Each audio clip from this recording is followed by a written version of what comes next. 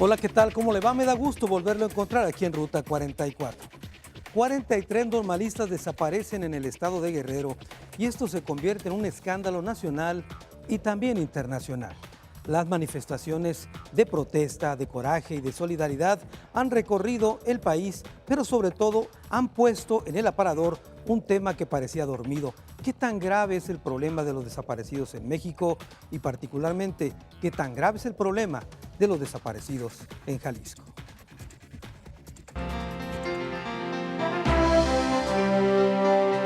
De acuerdo con cifras oficiales del gobierno federal, Jalisco ocupa el segundo lugar en el país en casos de personas desaparecidas con 2.113. Según estadísticas del Registro Nacional de Datos de Personas Extraviadas o Desaparecidas, la entidad solamente es superada por Tamaulipas, donde existe una gran actividad de grupos criminales que cobraron la vida incluso a un candidato del PRI a la gobernatura. De cada 10 desaparecidos de Jalisco, 8 son varones, 2 son mujeres. Hay en la lista también 293 menores de edad y 49 casos específicos de niños de entre 0 y 9 años de edad. Tan solo el año pasado se tuvo el registro de 639 personas desaparecidas en el estado. Es un tema, por supuesto, de actualidad el que vamos a tocar en esta ocasión en Ruta 44, los desaparecidos en México, pero especialmente en Jalisco. Y saludo con mucho gusto a Lisette Hernández Navarro, ella es fiscal de Derechos Humanos de la Fiscalía General del Estado. Lisette, bienvenida. ¿Qué tal? Muy buen día, saludos a ti y a tu auditorio. A ver, Lisette, yo quisiera empezar por cuestiones técnicas. ¿Cuándo podríamos decir que estamos ante una persona con esa característica desaparecida? Porque hay quienes están, por ejemplo, secuestrados, hay quienes se van de la casa y están extraviados. ¿Cuándo se puede decir que ya es desaparecido alguien?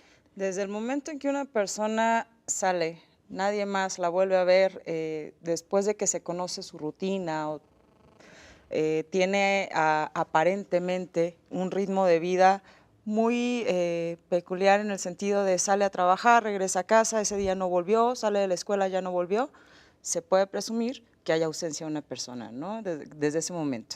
¿No tienen que pasar determinado número de horas? Afortunadamente, desde que el señor gobernador crea la fiscalía, el señor fiscal ha estado muy pendiente de estos temas. Sabemos que es una situación muy lacerante para los familiares de víctimas de personas desaparecidas, por lo que se instruyó para que desde el principio se emitieran los protocolos que regularan este tipo de situación y se prohibiera determinantemente que cualquier servidor público exigiera tiene que esperar 24, 48, 72 horas. Desde el momento en que una persona considera que su familiar está desaparecido, desde ese momento cualquier agencia del Ministerio Público está obligada a recibir la denuncia. Antes sí era así, ¿verdad? Antes eran 72 horas. Lamentablemente sí, cuando llegamos en marzo del 2013, encontramos una serie de arbitrariedades en el tema y pues afortunadamente inmediato el fiscal general instruyó para que comenzáramos a erradicar esas malas y terribles prácticas y comenzáramos a sensibilizarnos, a pulir el tema y a perfeccionar la situación en la búsqueda de personas desaparecidas. Lisette, porque independientemente del hecho como tal o la causa por la cual esté desaparecida una persona, 72 horas son clave para poder, digamos, hacer algo de la policía, ¿no? Sabemos que tenemos también, hablando de niños, niñas, adolescentes, afortunadamente el señor gobernador también firma lo que es el convenio con Alerta Amber Nacional, claro, en la que ni siquiera requieres de una denuncia ni la comparecencia inmediata. Si presumes que un menor de edad está desaparecido, hay una línea, 24 horas, haces un reporte y obviamente posteriormente se te solicitará la comparecencia, pero en ese momento el reporte es urgente e inmediato que se recibe. Muy bien, Lisette. Hecha esta aclaración, te pregunto, ¿qué tan grave es el problema en Jalisco de los desaparecidos? Mira, el fiscal general ha reiterado mucho que cuando llegamos encontramos ahora sí que muchísimas cosas, personas, denuncias que no se estaban trabajando. Y llegaban a la entonces Procuraduría, ¿no? A la otra Procuraduría General de Justicia del Estado y estaban cerros. ¿Estaban archivadas? Cerros. La cifra lamentablemente se empezó a trabajar. Estamos en coordinación constante con PGR, el CENAPI, que es el Registro Nacional para las personas no localizadas, y se retoman todos los expedientes y dejamos de ver números, empezamos a hablar de personas, claro, de familias, a buscar a las familias, a retomar o restablecer esa comunicación y partir de, posiblemente regresó y esa denuncia se tiene vigente, pero no la podemos cerrar porque no tenemos la comparecencia de una persona, no tenemos más datos. Claro. En otros casos más lamentables, la persona no ha regresado, entonces la incertidumbre que se tiene de cuando tu familiar está desaparecido es lacerante. Bueno, sin tener casos específicos, yo te preguntaría de los archivos que se encontraron ahí, digamos, arrumbados, guardados, ¿qué casos recuerdas, por lo menos en años que tenían ahí más tiempo? Bueno, aquí empezamos a depurar desde el 2006. Desde el 2006. Sí, tenemos ya vigente de diciembre del 2006 hasta septiembre del 2014, seguimos continuamente sacando cada uno de los expedientes de estas personas, haciendo comunicación con los familiares, retomando toda la situación y comenzando ahora sí que a descartar factores de riesgo y en los que se tiene que tomar el dato. No sé si recuerdas, hay una jovencita por ahí que tiene 10 años desapareció cuando era niña. La señora dice, bueno, nunca se hizo nada. Ahorita estamos retomando hasta esos casos. A ver, Lice, yo te pregunto, ¿qué te dice la gente? Seguramente cuando los familiares ya pensaban que no iba a investigar la autoridad, cuando te vuelves a encontrar con un familiar, de esos expedientes guardados, ¿qué te dice la gente? Bueno, te puedes encontrar muchas cosas. Lo que sí te puedo decir es la desesperación ante la que se encuentran y muchas veces lo que te dicen, como sea, pero díganme dónde está. Ayúdenme a encontrarlo, ¿no? Es desesperante, es lacerante, muchas veces, no, créeme que pocas veces hay reclamo, pero, y en otras tantas, sí lo tengo que decir, se sienten agradecidos, ¿no? De que todavía estamos retomando su situación. Muy bien, vamos a continuar platicando, por supuesto, con Lisette sobre este tema. Hoy una pausa, después de la misma vamos a platicar con el primer visitador de la Comisión Estatal de Derechos Humanos.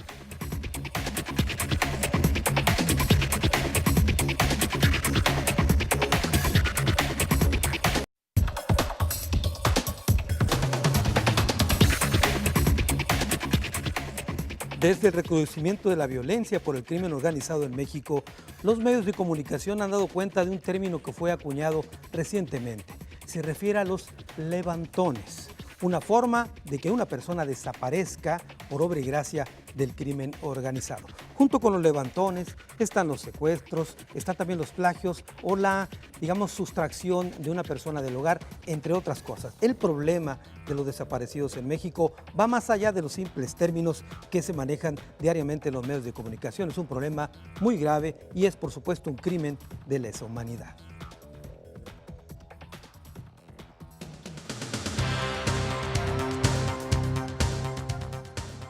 En Zapotiltic, en el sur de Jalisco, 2 menores de edad desaparecieron y provocaron alarma en la región. Familiares y vecinos de la población realizaron marchas para exigir que las autoridades intervinieran para encontrar a los jóvenes. Finalmente, uno de estos reapareció y las autoridades guardaron hermetismo en torno a su caso. Sin embargo, otra menor de 17 años sigue desaparecida tras varias semanas. Aunque la Fiscalía General insistía en que podría tratarse de una autoexclusión porque la estudiante pudo huir de casa, en los últimos días, el fiscal general Luis Carlos Nájera aceptó que solamente es una de las líneas de investigación que se siguen.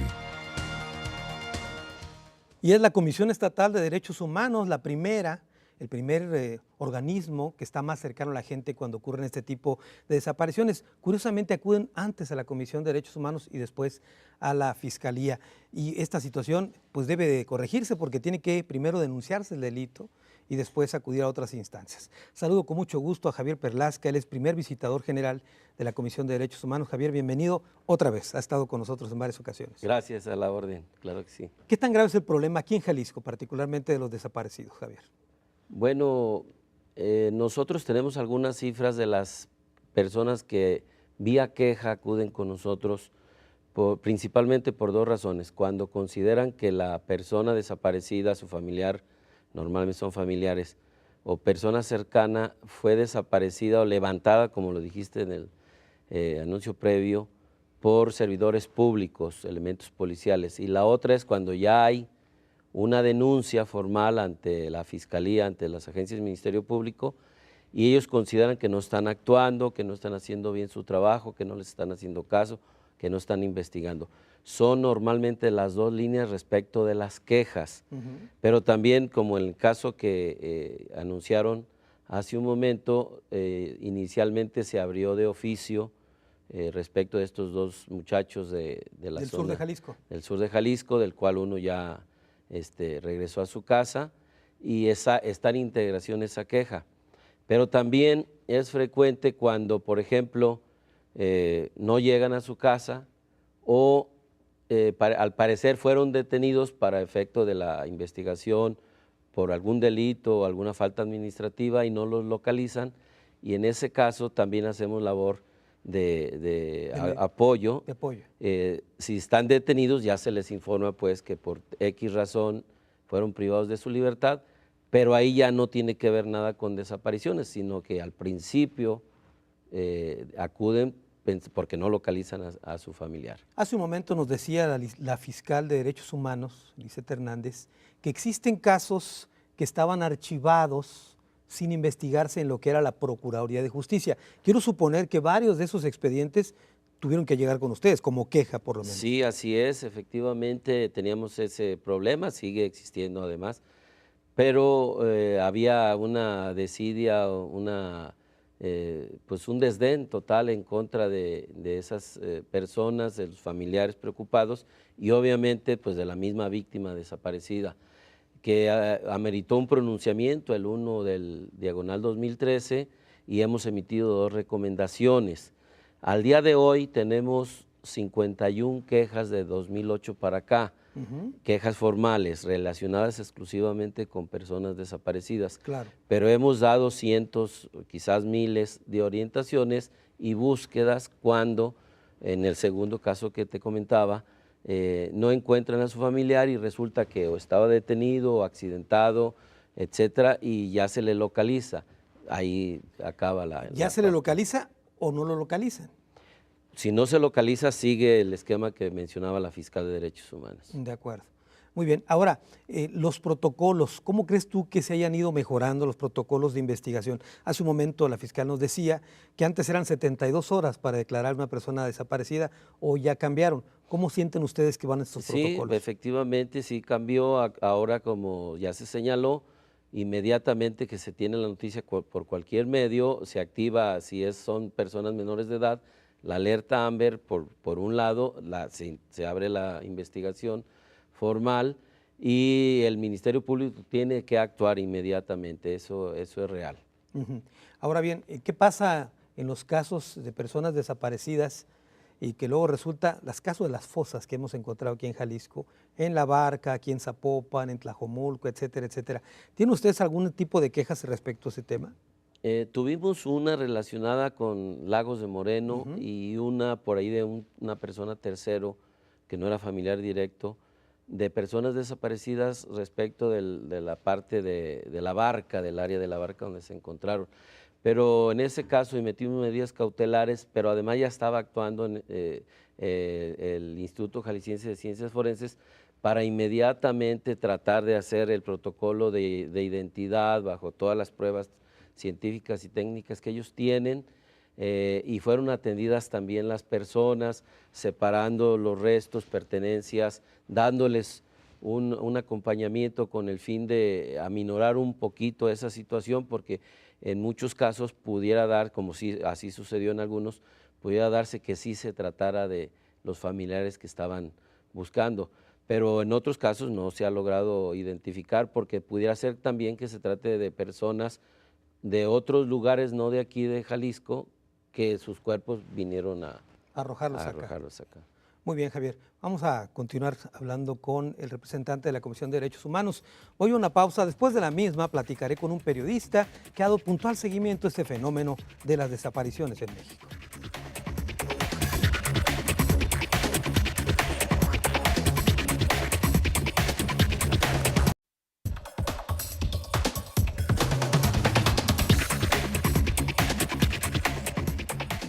Varias fosas encontradas en diversos puntos de Jalisco, con decenas de cadáveres que no han sido identificados, es probablemente el ángulo más violento de las desapariciones en Jalisco. Otra situación es que es una historia repetida. Arranca desde la década de los 70 con la llamada Guerra Sucia, en los 80 con la irrupción de los cárteles y ahora, hace una década, con el recrudecimiento de esta guerra en contra del narcotráfico. El problema ha estado aquí siempre.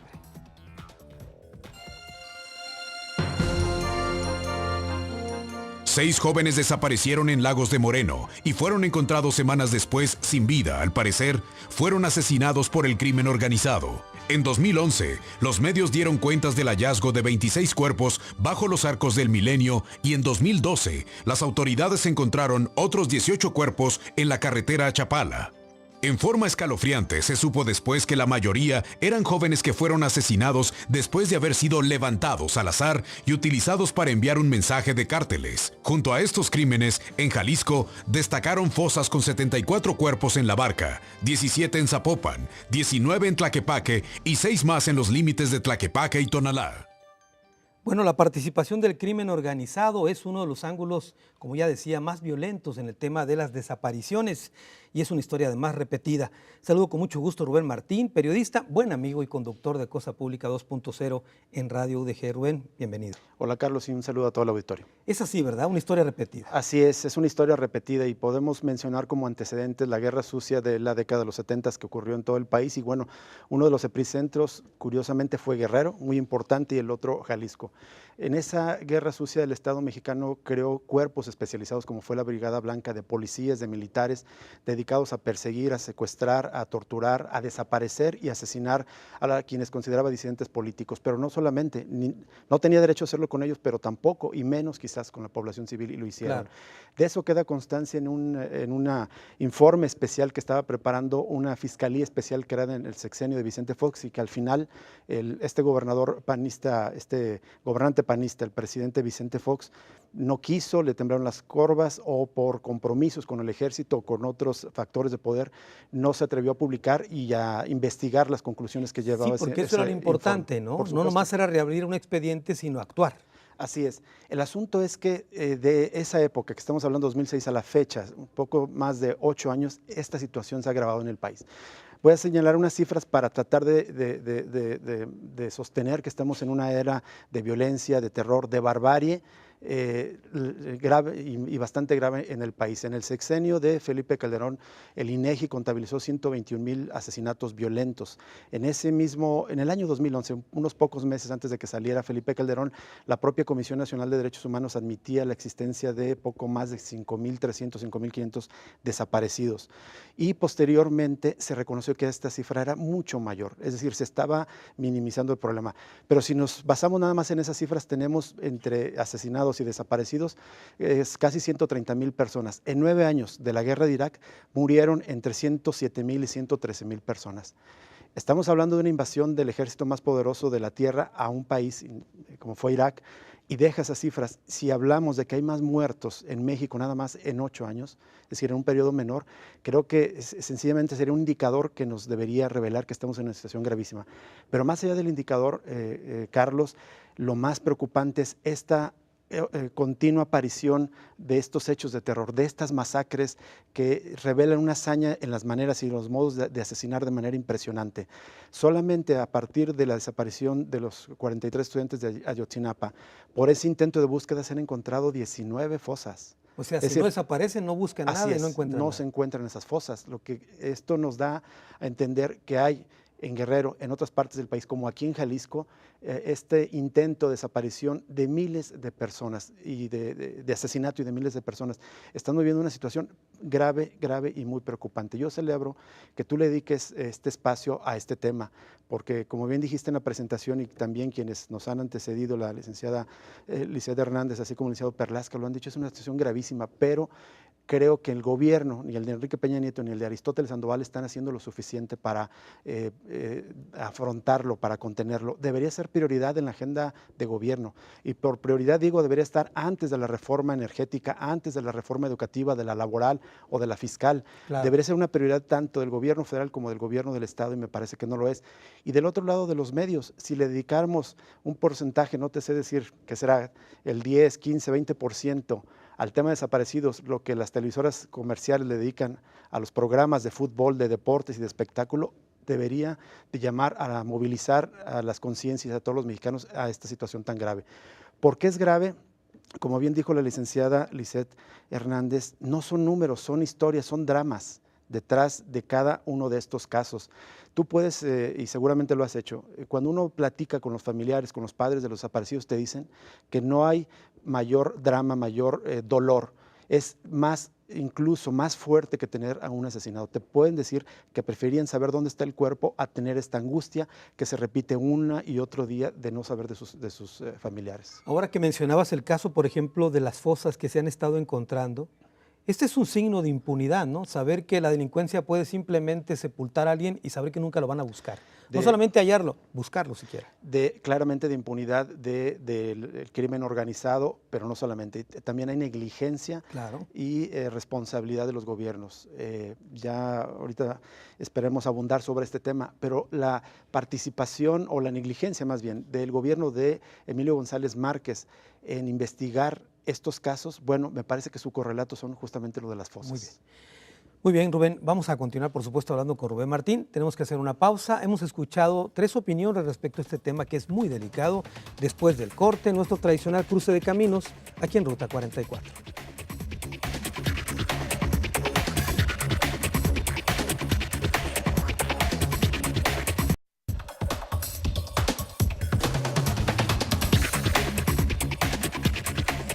Desaparecidos en Jalisco, un combate extraviado. El tema que tocamos hoy aquí en Ruta 44. Y Lisette Hernández, fiscal de Derechos Humanos de Jalisco. Bueno, hablamos ya en términos generales de este problema que hay, pero yo te quiero preguntar, quiero insistirte, de esas cajas que se encontraron de expedientes archivados y guardados, perdón, ¿no había forma de ajustarle cuentas a esos exfuncionarios que fueron omisos en esa investigación? En su momento se ha trabajado, se ha cambiado al personal inclusive. Constantemente le estamos apostando muchísimo a la sensibilización a través de la capacitación. Lo demás, mira, aparte de una cuestión moral, la sanción ya le competirá a los órganos respectivos, ¿no? En este caso, Visitaduría, Contraloría. Considero que aquí la prioridad es buscar a las personas que se dejaron de buscar. En su momento yo creo que desviar la atención para ver si sanciono o si no, eso me va a restar la situación. Prefiero agarrar un expediente, llamar a la familia, decirle aquí estamos y ver qué podemos hacer y qué vamos a hacer. Aquí es solucionar, ¿no? En vez de empezar a sumar y ver cómo sí. A mí, si me preguntaran como ciudadano, a mí sí me encantaría que llamaran a cuentas a otra gente. Pero bueno, ahora te pregunto, ¿qué hacer para que no se repita la historia? Definitivamente, menores de edad, llamar de inmediato a Alerta Amber 089, está a las 24 horas, de ahí le derivan la llamada. Y si son adultos, acudir a cualquier agencia del Ministerio Público, sea en puestos de socorro, sea en cualquier agencia del Ministerio Público al interior del Estado, o sea en misma calle 14 o Calzada. Nadie se puede negar a recibirle su denuncia por la desaparición de su familiar. Y si lo hacen, las puertas están totalmente abiertas de su servidora. Al final les voy a proporcionar un número de teléfono, el correo electrónico, que lo estoy checando constantemente y se le da atención, ¿no? Ahora, tú estás en la Fiscalía de Derechos Humanos, Así es. pero los que deben de actuar están junto ahí, de la Fiscalía General. Fiscalía Central, Fiscalía Regional, que son las y todo. agencias del Ministerio ¿Y Público. cómo estar vigilante que efectivamente estén trabajando en esta investigación? Afortunadamente, desde que el fiscal general nos instruye para hacer los protocolos, se hace la vinculación. Hay que recordar que este gobierno está trabajando de manera transversal. Una manera transversal es, yo como fiscalía no puedo actuar sola ya que yo atiendo víctimas, pero a ti que te compete integrar una averiguación previa, estás obligado a notificarme desde el momento que recibes una denuncia y más en caso de desaparición, así como de cualquier otro delito. Tenemos un número, una circular constante que se las ha transmitido y pasado a todas las agencias del Ministerio Público en las que les dicen ABC, hay un protocolo, ahí lo tienes, este número es de 24 horas. En el momento que tú recibas la denuncia por desaparición de una persona, estás obligado a notificar a la Fiscalía de Derechos Humanos para que desde ese momento empecemos a trabajar de manera integral el servicio y la atención. De no hacerlo, seríamos omisos y ahora sí, a mí me compete estar vigilando que este protocolo se cumpla. Si no, ahora sí pueden llamar a cuentas. Definitivamente, se inicia el procedimiento administrativo y yo creo que aquí lo más sano es, como servidores públicos, darnos elementos. También yo no puedo llegar con un servidor público a decirle, tienes que hacer esto si ni siquiera lo he capacitado. Claro. Muy bien. Javier Perlasca, hace un momento hablabas tú de que intervinieron de oficio en el caso del sur de Jalisco. Así es. Pero te pregunto, ¿la Comisión de Derechos Humanos interviene cuando hay una violación a un ciudadano de parte de la autoridad? Efectivamente. ¿Cómo actuar, digamos, de oficio o intervenir sin mediación de una queja? En este caso de desapariciones. Bueno, como fue el caso que mencionas, las noticias en los medios nos orillaron bueno, suena muy feo la palabra orillaron, propició que interviniéramos porque además había también una manifestación, como te acordarás, y personal de la Universidad de Guadalajara habló a la comisión en ese mismo sentido y actuamos. Lo que pasa es que, como ya lo dijo la licenciada Lisset, ya hay protocolos. Nosotros estamos vinculados por el lado de los organismos públicos defensores de derechos humanos con un convenio con la Comisión Nacional que lleva un registro también, como lo señaló Rubén, y entonces tenemos la obligación de que cualquier noticia, obviamente si es queja con mayor razón, inmediatamente también notificarles a ellos. Y entonces cada quien en el ámbito de sus responsabilidades empieza a operar esta maquinaria para tratar de localizar qué es la prioridad y desde luego paralelamente pues que las autoridades en el caso de las quejas hagan lo que tienen que hacer, que es el deber. Tú mencionaste una palabra clave que es protocolo. ¿No podría ser parte del protocolo que la comisión intervenga ante cualquier desaparición? No, porque también constitucionalmente tenemos limitaciones.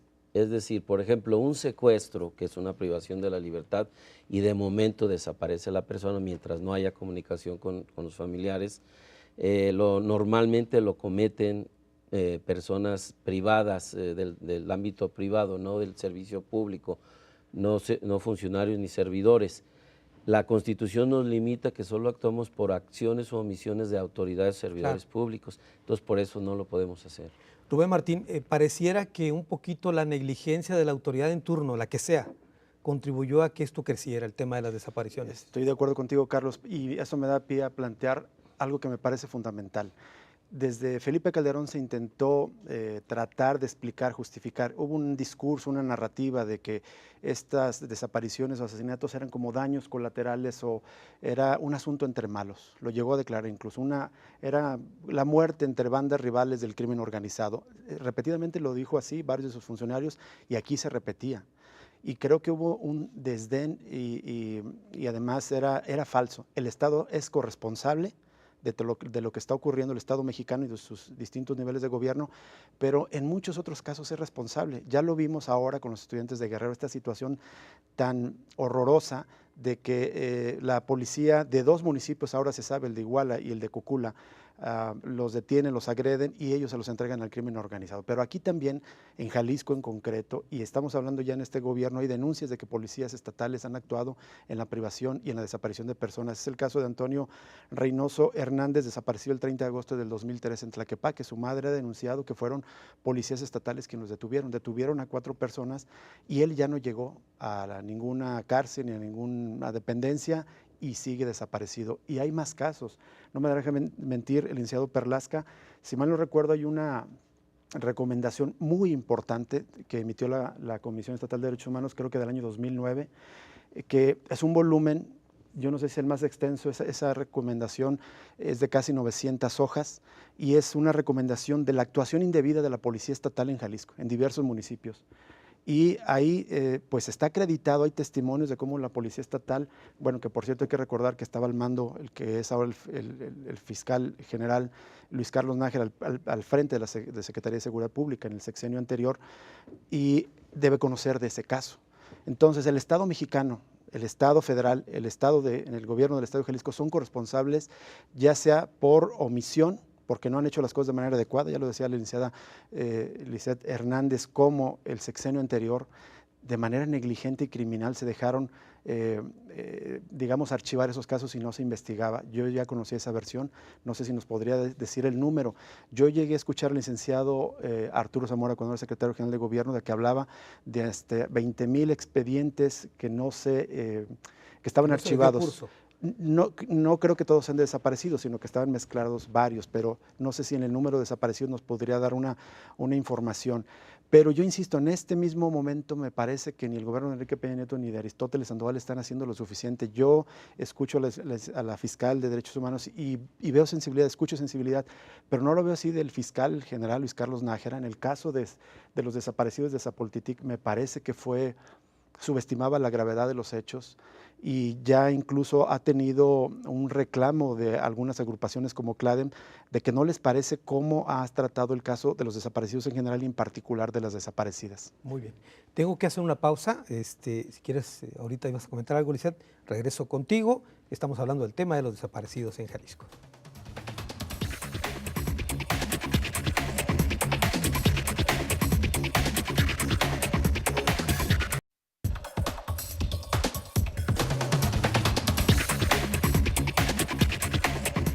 Desaparecidos en Jalisco, un combate extraviado, así le llamamos a este programa aquí en Ruta 44.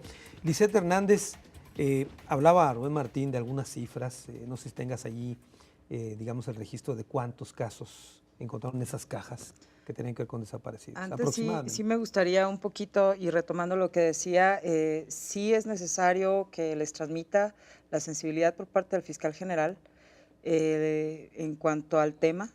Él ha sido el primero que ha girado la instrucción de trabajar este tipo de asuntos en primera persona. O sea, ¿qué tengo que hacer yo o qué me gustaría que hicieran por mí si yo estoy desaparecido? Entonces, eso es una constante del fiscal, está al pendiente, ha estado supervisando los trabajos. El reclamo que decía del día de la comparecencia, el día de hoy recibió a diversos grupos, entre ellos a la señora que encabeza el movimiento de CLADEM. Se le hizo ver, ¿no? Aquí el juego de palabras o no juego de palabras, la declaración fue textual en el sentido de Amber, por qué recibíamos los reportes y cómo se había investigado, cómo habían regresado, ¿no? Volviendo a lo que maneja el maestro Perlasca, sí es importante decirles que estamos atendiendo a todos los entes que están formando la base de datos. Yo insisto, aquí hay que sumar. Tenemos el SINPEF, o SINPAF, que maneja la Comisión Nacional de Derechos Humanos, es el Sistema Nacional de Personas No Localizadas, es un registro que maneja la Comisión Nacional de Derechos Humanos a través del primer visitador y ellos solicitan la colaboración. ¿Qué estamos haciendo desde la Fiscalía de Derechos Humanos? Además de coadyuvar en los protocolos y en las investigaciones de personas desaparecidas en el estado de Jalisco y a acompañar a los familiares de personas desaparecidas, también estamos atendiendo estas colaboraciones y estamos reforzando el sistema de búsqueda, es decir, no me estoy quedando con solo la investigación, estoy solicitando de manera constante información a los centros de rehabilitación, a Secretaría de Salud, a muchos entes en donde consideramos que por alguna circunstancia pudo haber pasado la persona o inclusive se encuentra internada por alguna situación. Centros de reclusión, actualmente el CENAPI, que es el sistema oficial ya a nivel federal que registra todos los estados, todos los desaparecidos de todos los estados. Aquí este sistema se alimenta de la información que cada estado va recibiendo, es de manera mensual. Tenemos vigentes alrededor de 2,125, es una cifra que sube y baja. Afortunadamente esta labor que se está haciendo de manera integral con toda la policía, con las agencias del Ministerio Público y Fiscalía de Derechos Humanos, es una labor en la que estamos encontrando hasta personas que por alguna cuestión aparecen en notas, se encuentran detenidas, se encontraron en otros centros de reclusión del estado, salieron del país. Y son cifras que bajan, suben y tenemos alrededor de 400 personas que se han localizado en el último periodo y estoy hablando de los últimos 2 meses. ¿Y estas 400 son gente que se ha ido del país o estaba...? Son diversos casos que obviamente, o sea, sería negligente yo si me pusiera a dar puntualmente, pero sí es oportuno decir que lo estamos trabajando, insisto, y esto viene arrastrándose 2006, ¿no? Aquí lo importante es tener esa certeza y saber que tanto el señor gobernador y el fiscal general están muy pendientes del tema. Es algo que, insisto, tenemos que verlo como primera, segunda y tercera persona. ¿Puedo comentar A algo? ver, adelante, Rubén. O sea, si comparamos con lo que hizo Emilio González Márquez en el anterior gobierno, a lo mejor parece mucho lo que está haciendo, pero ahorita nos compartía la cantidad de presupuesto que tiene la Fiscalía, 5 millones de pesos. Sin embargo, Aristóteles Sandoval le dio 50 millones de pesos para remodelar el estadio para que jugaran los Charros. Es decir, 10 veces más para traer un equipo de béisbol que, digo, a lo mejor está bien, pero no se compara con el drama de los desaparecidos. Es cuando digo que me parece que el gobierno, no pongo en duda, licenciada, evidentemente su tarea, ni su empeño, ni su sensibilidad, pero insisto, no creo que se corresponda con lo que está haciendo ni el fiscal ni el gobernador, mucho menos. No está en la agenda del discurso del gobernador, no es prioritario y debería serlo. Los familiares de los desaparecidos, la organización que tienen, Fundej, aquí en Jalisco, tiene un dato que incluso alcanza a mapear los riesgos. He platicado con algunos de ellos y nos dicen, en Tonalá se están desapareciendo más niños, en Zapopan más jovencitas. A lo mejor es incompleto, pero creo que algo así debería hacerse por parte de la Fiscalía y ofrecer esa información de manera más cotidiana, extender medidas de precaución, de protección a todas las familias, a los jóvenes, a las jovencitas. Eso creo que sería muy importante e insisto, debería hacerse un esfuerzo casi obligatorio de que todos los medios de comunicación, y trabajamos ahí, estemos involucrados en estar difundiendo esta información que es crucial. Los familiares de los desaparecidos no sienten pues que ese esfuerzo que usted nos dice que se hace se corresponda porque se sienten desatendidos. Yo no sé de todos, pero algunos sí. Es importante reiterar, las puertas están abiertas de la Fiscalía desde marzo del 2013. Yo insisto mucho, personalmente atiendo a las personas, recibo las llamadas y trato de mantener comunicación constante. Es mi trabajo y lo hago con, no sabes con qué gusto el atenderlos. Aquí, en cuanto a lo que refieres tú de estar magnificando, dimensionando públicamente la desaparición, ausencias o como quiera que sea de menores, no lo vamos a hacer. Hay un interés superior a nivel internacional que yo pongo por sobre todas las cosas. Lamentablemente sí, he tenido 3,000 reportes de alerta Amber. De esos 3,000 reportes, afortunadamente no han sido ni 5 alertas en lo que va del año. ¿Qué pasaría si yo de pronto empiezo a desgastar un programa tan noble emitiendo una alerta cuando he tenido la fortuna de encontrar sano y salvo al menor en las primeras horas? No podemos ser tan negligentes de ventilar, publicar. Es un tema muy sensible que se tiene que cuidar y sobre todo tratándose de menores. Se está haciendo el mapeo, se está trabajando. Yo creo que aquí lo que debemos de hacer es sumar, ver cómo sí y fomentar los valores, la cultura de decir comunicación, diálogo, confianza para evitar ausencias voluntarias. A ver, Javier, Sí. De todas maneras, de lo que plantea Lisette y lo que plantea Rubén, no está peleado el hecho de la prevención. No hace falta ese tipo de situaciones. Al contrario, para mí sería lo más importante porque la realidad ya la estamos señalando y es grave, es delicada y es preocupante. Entonces hay que efectivamente invertirle en todos los sentidos, materiales humanos, económicos, a la prevención. Eso es en todo, en la salud, en las enfermedades, en los delitos, obviamente en esto. Pero también hay que hacer notar que de lo que estamos hablando es la parte de las desapariciones que entran en el rango delictivo o que se conocen también como involuntarias y en algunos casos forzadas. Que eso es lo que realmente ese es el tema, porque hay otros tipos de desapariciones que son las ausencias, abandonos extravíos de sus casas, extravíos, se van a otros lados, que desde luego echan a andar todos estos organismos, todos estos protocolos, pero lo grave es eso, las que no se localizan o los cuerpos de personas que no se sabe quiénes son y esa cifra de personas desaparecidas. Ahora, pero eso que tú acabas de decir, Javier, se encuentran cadáveres en varias fosas de Jalisco. Esto ocurrió hace tiempo y todavía no sabemos qué pasó. ¿No se queda a medias la autoridad con informarnos el final de la película? Bueno, sí, es parte de su responsabilidad. De hecho, conforme a la Ley General de Víctimas y ahora a la reciente Ley de Atención a Víctimas, hay un derecho que hay que atender, que es el derecho a la verdad. que está pasando. Y ese derecho a la verdad tiene que ver con lo que mis compañeros de panel decían hace rato. Aunque sea una verdad dolorosa, es tu pariente, el cuerpo de esta persona es tu familiar, o sigue sin saberse si está vivo o muerto, sí hay que dar esa información a ellos. Claro. Y coincido desde luego con la fiscal en cuanto a menores de edad, porque además, de hecho, está por aprobarse también una iniciativa a fin de que también los medios de comunicación tengan mucho cuidado con esto, porque se le ha dado desafortunadamente otra cuestión, ¿verdad? Tengo que hacer una pausa, regreso a las conclusiones de este tema.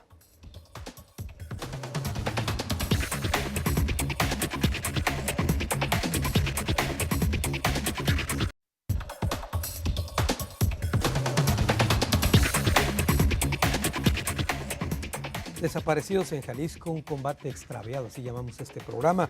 Lisette Hernández, fiscal de Derechos Humanos de Jalisco, estamos llegando al final. Tus conclusiones. Estamos tomando el tema con la seriedad, la importancia, la urgencia y la sensibilidad. La Fiscalía espera realmente dar una certeza y más que nada una respuesta a las familias de todas estas personas que lamentablemente no están localizadas.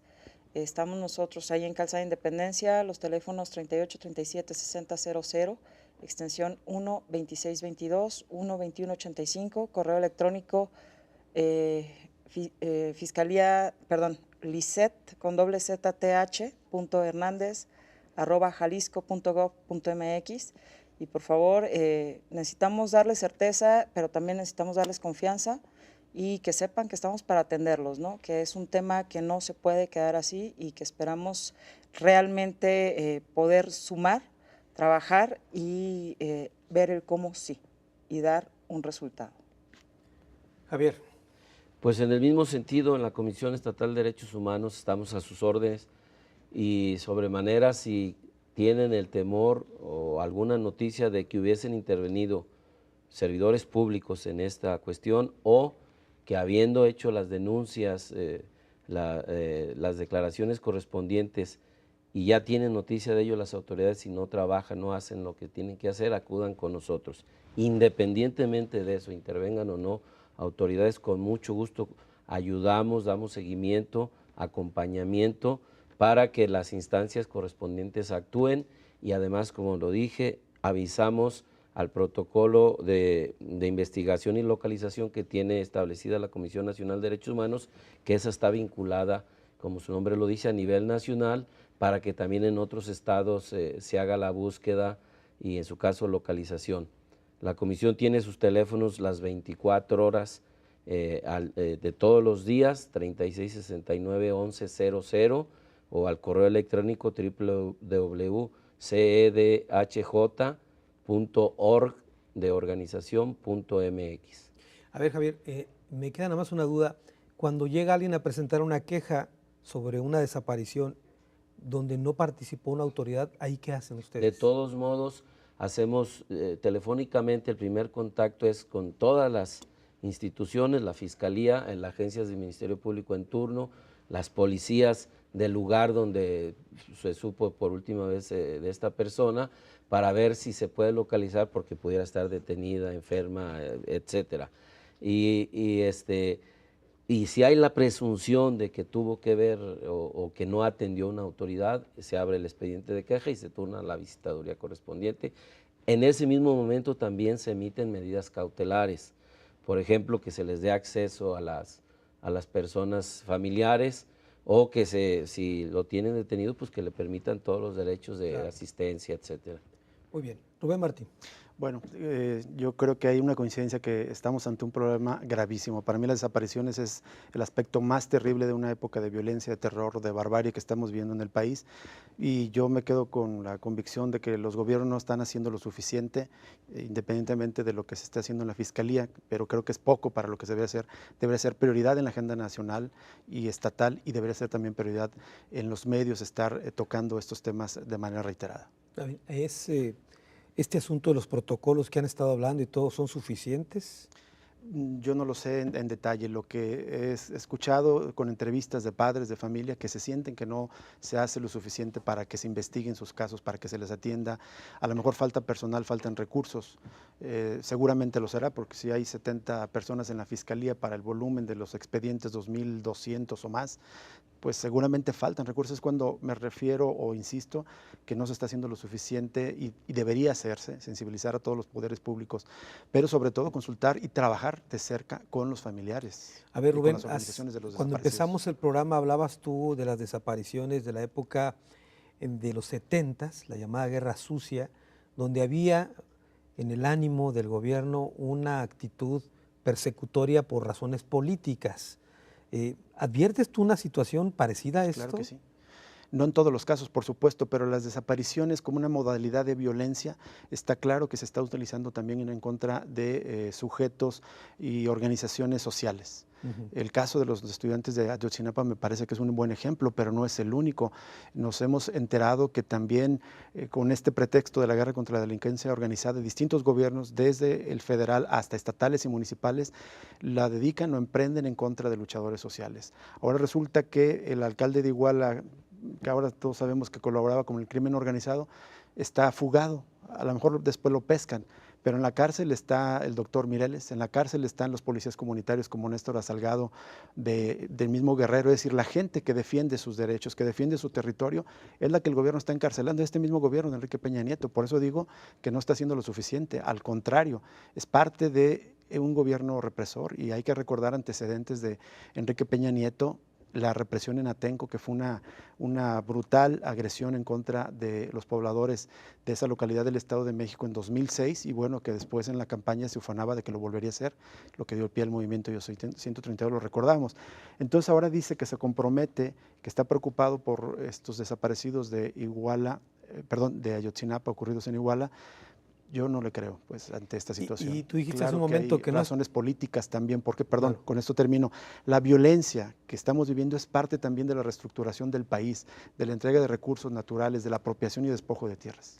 Hace un momento tú decías de la responsabilidad del gobierno. Yo te preguntaría, ¿y la de la sociedad? ¿Y la de los medios? Por eso yo insistí lo de los medios.